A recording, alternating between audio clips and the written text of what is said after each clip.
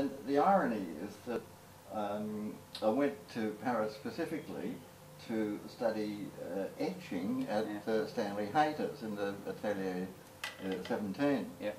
But there was a gallery. There were several galleries, but there was one in particular, a private gallery, Diagonal, that specialised in contemporary American work, and they showed Robert Morris's work. I remember that, and some of the hard edge paintings were on show there. Yeah. But also the Musée d'Art Moderne.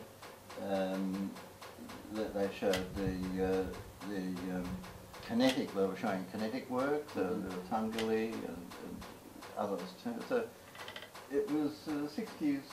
So this would have been a time of political upheaval in France as yeah, well, at the time of the 68 Situationist movement. And, yeah, 68, May 68 was the time when the student revolution took place. Yeah. Yeah, it was towards the end of my stay there. But that also had a strong effect on me and ultimately in some of the work that I was doing too.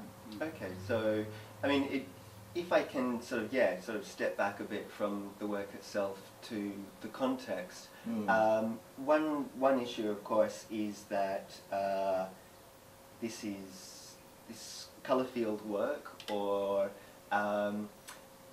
also the term that Clement Greenberg applied to it, and you've said to me before, you know, that you've been strongly influenced by Greenberg's writing, or in retrospect you can see the relevance of Greenberg's retrospectively writing. I could see more in it. Yeah. I mean, the other interesting thing, Stephen, in looking at this, is that Greenberg has departed our company for quite some considerable time.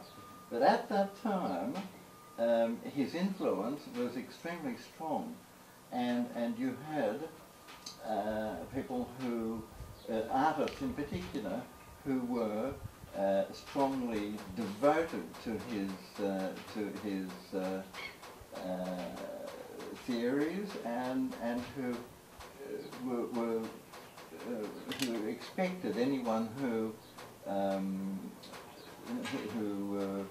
believed that they were sort of like colour field artists to agree wholeheartedly and without any qualifications to Greenberg's theories.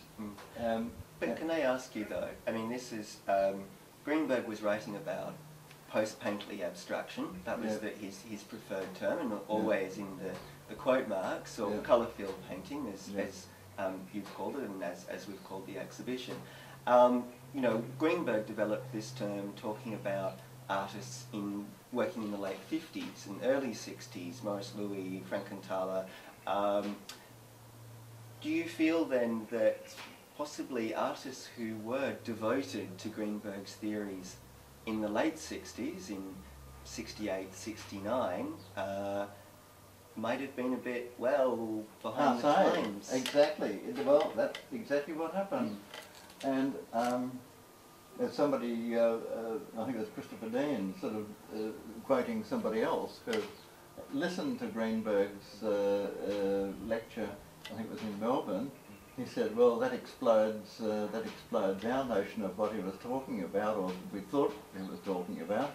And it's very interesting to think that by the late 60s, the notion of colour field had literally exhausted itself. But what it was really to do with the new versus the old. And I think in Australia we needed a transitional passage from the Heidelberg school through to Sidney Nolan and the Antipodeans, through to another form of expression. And the colour field seemed to be one which lent itself to that sort of a smack in the face.